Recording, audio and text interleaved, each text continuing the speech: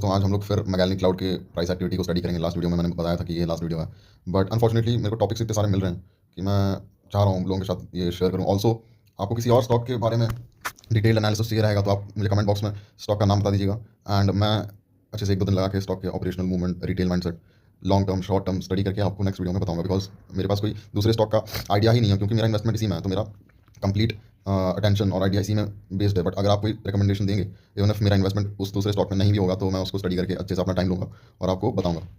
तो जैसा कि मैं पिछली वीडियो में बताया हुआ था कि ये जो शार्प डिक्लाइन आया हुआ था वो कम्प्लीटली ऑपरेटर्स का गेम था, और ये जो पैनिक सेलिंग हुआ है, बड़ा सा डाउनवर्ड स्पाइक, ये रिटेलर्स के वीक माइंडसेट और पैनिक सेलिंग की वजह से हुआ है। ट्रैप ऑपरेटर्स ने बिछाया था, उसको रिटेल समझ नहीं पाया और पैनिक सेलिंग कर दिया। तो उसके बाद स्ट्रेंथ लाया ऑपरेटर्स ने अपने आप में, है ना। यहाँ पे मार्केट का कॉन्फिडेंस भी लो था, क्योंकि रिटेल को सारा चीज़, सारा न्यूज़ सामने दिखता है, तब भी वो आंडू पांडू यूट्यूबर्स को देख के उनको फॉलो करेंगे। और जो नेक्स्ट अपकमिंग इवेंट है उसको मैं बताता हूँ क्या है। इधर मैगेलनिक क्लाउड अपना लाइक 46.72 लाख शेयर्स, लगभग आधा करोड़ शेयर बेच रहा है नॉन प्रमोटर्स को। वो प्रमोशनल पावर्स कुछ देगा इससे। ये फिनॉक्स सॉल्यूशंस के जो करंट प्रमोटर्स हैं उनको बेचा जा रहा है, ना कि कंपनी के कोई इंटरनल प्रमोटर को स्टॉक बेचा जा रहा है। तो इससे कुछ फ़ायदे भी हो सकते हैं। 70% के आसपास आई थिंक पर्सनली कि फ़ायदे ही होंगे, और 30% के आसपास थोड़े से डिस्टर्बेंसेस आ सकते हैं, वो भी रिटेल के माइंडसेट पे। ऑपरेटर्स के माइंडसेट पे कोई चेंज नहीं होगा। लॉन्ग टर्म इसका कोई प्राइस पे इंपैक्ट नहीं आएगा। शॉर्ट टर्म ऑपरेटर्स को लग सकता है कि नंबर ऑफ शेयर्स बढ़ रहे हैं, क्योंकि जो इशूड मार्केट शेयर्स थे वो कोई 16 करोड़ के आसपास थे। अभी जैसे ये लोग इंक्रीज कर रहे हैं, ये स्टॉक अलॉट कर रहे हैं, वो नए शेयर्स इशू कर रहे हैं और फिर उनको बेच रहे हैं। तो फिर इससे थोड़ा डिसोल्यूशन आ सकता है मार्केट में। 1-2 दिन प्राइस मूवमेंट नीचे जा सकता है, इमीडिएट न्यूज़ के बाद नहीं भी जा सकता है, बट चांसेस ये हैं कि थोड़ा सा डिप दिखाए। वो भी फेक ब्रेकडाउन है, just because of retails panic selling. उसको वापस से ऑपरेटर्स 3-4 ट्रेडिंग सेशंस लगा के फिक्स करेंगे, और जैसे उनका प्राइस मूवमेंट था वैसे वो लोग मूव करेंगे। बट एक चीज़ आप ध्यान से देखिए, ये जो प्रमोटर्स को शेयर इशू किया गया है उसका इशू प्राइस 75 रुपीज़ पर शेयर है। तो ये आपको क्या बताता है, वो प्रमोटर्स जिन्होंने ये शेयर को बाय किया है वो तो चूतिया नहीं होंगे, और कंपनी जो बेच रही है वो भी चूतिया नहीं है। तो they have a strong plan. तो अगर लोग सोच रहे हैं कि मैंने 70 पे परचेज कर दिया, अब तो स्टॉक मतलब डूब गया है, तो ऐसा कुछ भी नहीं है। मेरे को पर्सनली लगता है ऐसा कुछ भी नहीं है। जो यूट्यूबर्स बोल रहे हैं कि प्रमोटर्स अपना शेयर स्टेक पे रख रहे हैं, तो फिर ये बहुत गलत बात है। स्टेक पे प्रमोटर्स अपना शेयर तभी रखेंगे जब उनको कंपनी को in medium to long term grow करना रहेगा। तो दैट्स द बेसिक रीजन। और आज का प्राइस मूवमेंट आप आज और कल का स्टडी करिए।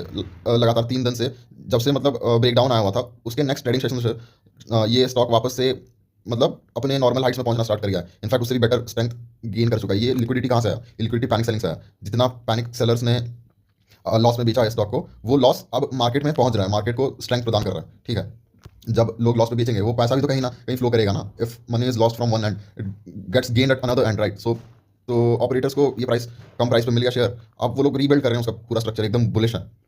ठीक है, मेरा जो इन्वेस्टमेंट है वो 17,500 17,800 पे चल रहा है अभी। नेट इन्वेस्टमेंट 20,500 के आसपास है। और अगर मैं बिना सोचे कि मार्केट में क्या चल रहा है, रिटेल्स कैसे पैनिक सेल करेंगे, ये बिना सोचे अगर 1-2 महीना होल्ड करता हूँ, मेरे को पता है कि इसके बाद मैं अपना एटलीस्ट ब्रेक इवन रीच कर जाऊंगा। और ब्रेक इवन रीच कर जाऊंगा तो मेरे को क्या मिला इस शेयर से? मैंने अपने 60-70 दिन क्या पैसे को ब्रेक इवन पे लाने में ही वेस्ट कर दिया? बिल्कुल नहीं।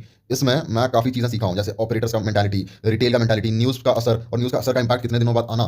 तो अगर ये बिना लॉस में भी बेच रहा हूँ और बिना प्रॉफिट में भी बेच रहा हूँ स्टॉक को, मेरे को काफ़ी कुछ सीखने मिला इस शेयर से। और मेरे को ये भी सीखने मिला है, अब ब्लाइंडली किसी यूट्यूबर को फॉलो मत कीजिए, इवन मेरे को फॉलो मत कीजिए। आप अपना क्रिटिकल माइंडसेट लगाइए शेयर मार्केट में। आप सोचिए ये क्यों हो रहा है। आज का देखिए, बाय परसेंटेज जो है वो सेल परसेंटेज से बहुत कम है, स्टिल प्राइस बहुत ज़्यादा अच्छे तरीके से बढ़ रहा है। ये क्यों हो रहा है? ये फेक ब्रेक इवन और ब्रेक डाउन का सिंड्रोम है जो कि ऑपरेटर्स फीड कर रहे हैं मार्केट को। वो अब नहीं चाहते कि रिटेल अब एंटर करे।